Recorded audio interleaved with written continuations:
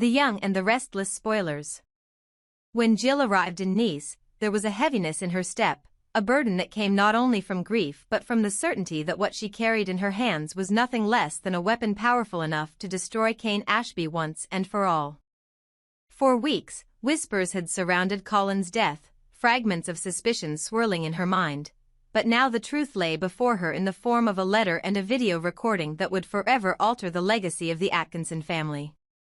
Jill had always known that her life would never be free from turmoil, that men like Colin lived and died in shades of grey, but what she had not prepared herself for was the depth of betrayal and cruelty uncovered in those final words.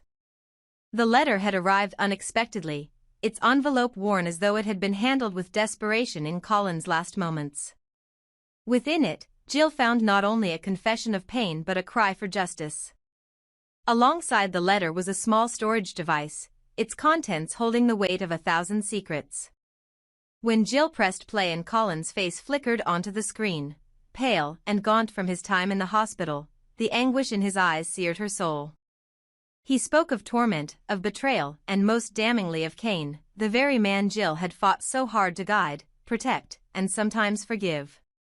Colin revealed that Cain had not only manipulated him but had forced him to sign away his fortune, coercing him into a fraudulent will that transferred everything to Cain.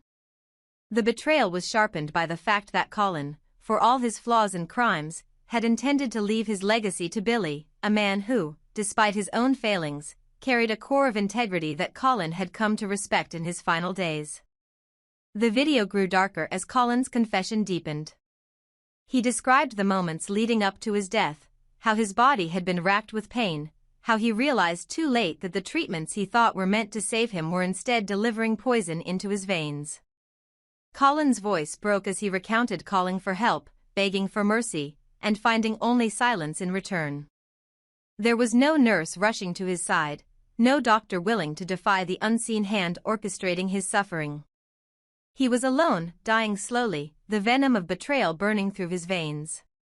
His final plea, captured forever in that recording, was for justice, for Jill, for Billy, for anyone who still believed in truth amidst the constant lies that defined their world. Jill wept as the video ended, her hands trembling around the device as if it were both a lifeline and a curse. She had always known Colin to be a man of deception, someone whose life was riddled with schemes and betrayals, but hearing his final words broke her in a way she could not have anticipated. For in those last moments, Colin was not the con man or the swindler, but a man stripped bare of artifice, acknowledging his sins while crying out against the treachery that ended his life. The knowledge that Cain, once part of their family, once someone Jill had defended against his critics, was the very architect of this tragedy was almost too much to bear. It was then that Billy found her, his presence quiet but grounding. Jill, still clutching the evidence of Colin's last testament, collapsed into her son's arms, sobbing with a grief that was as much about betrayal as it was about death. Billy held her, his own heart heavy with the revelation that the man who had long been his rival in both business and personal life had now crossed a line so unspeakable that it defied comprehension.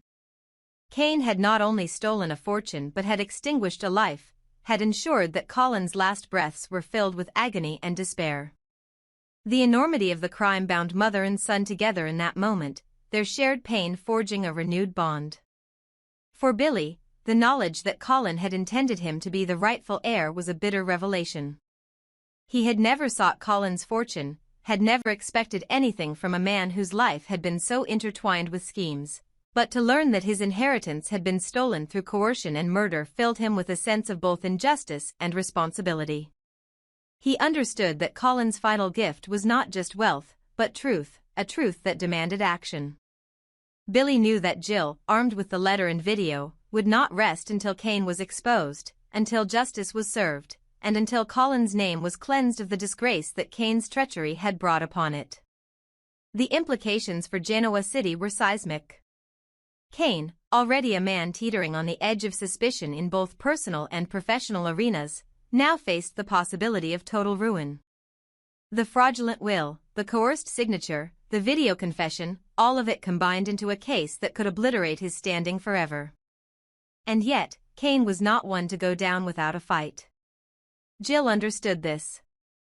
She knew that if she moved against him, he would unleash every ounce of cunning and malice he possessed, that he would dig up every secret, exploit every weakness, and twist every knife. But she also knew that the time for fear had passed. Colin's voice still echoed in her ears, his pleas for help, his demand for justice, and she would not allow those cries to fade into silence. The stage was set for a confrontation that would shake not only the Atkinson family but the very foundations of power in Genoa City. Jill, hardened by decades of battles and betrayals, now stood at the center of one final war. Billy, by her side, embodied both the heir Colin had chosen and the son Jill needed. Together, they carried the truth, and together they would wield it. The storm was coming for Cain Ashby, and this time, there would be no escape, no manipulation clever enough to erase the damning evidence of a man who, in his final breaths, had chosen to expose everything. The moment Jill revealed the damning evidence, Cain Ashby's carefully constructed world began to crumble with terrifying speed. For so long, he had convinced himself that his secret would remain buried, that Colin's death, however orchestrated, would fade into memory, and that no one would dare challenge the fraudulent will he had forced into existence. But the arrival of Jill in Nice carrying Colin's final letter and the devastating video testimony was the death knell he had feared. Watching the horror on Jill's face, the tears streaming down her cheeks as she clutched the recording, Cain realized with chilling clarity that his lies had reached their expiration date. The walls were closing in, and no amount of charm, denial, or manipulation could erase the sight of Colin's broken body confessing his torment from beyond the grave. For the first time in years, Cain felt genuine fear, not the paranoia of corporate games or family squabbles, but the gut-clenching terror of a man who knows prison bars are waiting for him. Billy Abbott's reaction was immediate and feral, driven by years of rivalry and betrayal that now boiled over into uncontrollable rage. Hearing Colin's words, seeing the proof of Cain's treachery, ignited a fury in Billy that even Jill could barely contain. To Billy, this was no longer about business or inheritance, no longer about petty rivalries at Jabot or Chancellor. This was about his family, his mother's pain, and the knowledge that Cain had stolen not just money, but a man's life and dignity. Billy lunged at Cain, fists clenched, ready to unleash every ounce of anger he had bottled up across decades of conflict. The room erupted in chaos as others scrambled to restrain him, voices rising in panic as Jill cried out for calm, her own grief threatening to overwhelm her even as she tried to stop her son from doing something that could destroy him as much as it would punish Cain. The image of Billy, veins bulging in his neck, teeth gritted as he fought against those holding him back, burned itself into the memory of everyone present. In that instant, Billy wasn't the charming Abbott playboy or the reckless executive, he was a son defending his mother, a man pushed beyond his limit by the revelation of a crime too heinous to ignore. For Cain, that moment was confirmation of what he had already begun to suspect: he was no longer safe in Genoa City or anywhere else in the world. The evidence Jill possessed was irrefutable, a smoking gun that tied him directly to Colin's coerced will and eventual murder. The letter, the video, the testimony from Colin's final days, it all painted a portrait of Cain as not merely manipulative but lethal. He could imagine the headlines now, the whispers in boardrooms, the smug satisfaction on Victor's face, the disappointed disdain in Jack's eyes. He could see the legal system bearing down on him, the cold steel of handcuffs biting into his wrists, the endless corridors of a prison where his charm and smooth talking would buy him nothing. In a single sweep, his empire, his reputation, and his freedom were all at risk of being obliterated. And so, driven by the raw instinct of survival, Cain did what Cain has always done when cornered: he ran. The panic was written on his face as he pushed past those trying to contain Billy, ignoring the shouts and accusations hurled at him, his mind already racing with escape routes. He knew he couldn't confront Jill head-on, couldn't outwit Billy's rage, not when the truth was now out in the open. His only chance was to flee before the police were called, before the video spread, before the noose tightened completely. It was not courage but cowardice that fueled his flight, a desperate need to put distance between himself and the evidence that could end him. Every step he took away from that confrontation was another step into the unknown, but Cain no longer cared. Prison was a certainty if he stayed. Running at least offered the illusion of hope. Yet Cain's escape was not as clean as he might have hoped. The eyes of Genoa City were on him now, whispers spreading like wildfire, suspicion hardening into certainty. Jill's grief-stricken testimony carried weight, Billy's fury gave it teeth, and the video recording of Colin's final moments left little room for doubt. Cain's name, once spoken in grudging respect even by his enemies, now dripped with venom. To the Abbotts, he was a thief and a murderer. To the Newmans, he was a liability, another pawn to be discarded when his usefulness expired.